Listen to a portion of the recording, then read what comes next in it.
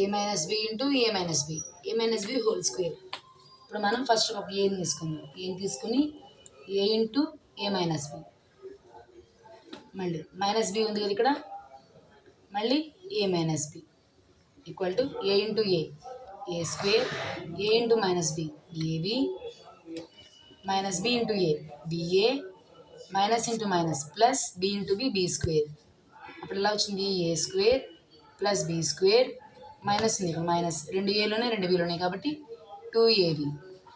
మనం ఇక్కడ రాసుకుందాం, దాకా రాసుకున్నాం. ఏబి ఈక్వల్ టు బిఏ, ఇలా రాసినా ఒకటే అనమాట.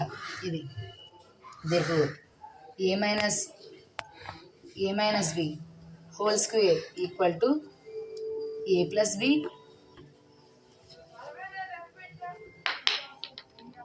ఏ square plus B square minus 2ab. ఇది ఫార్ములా.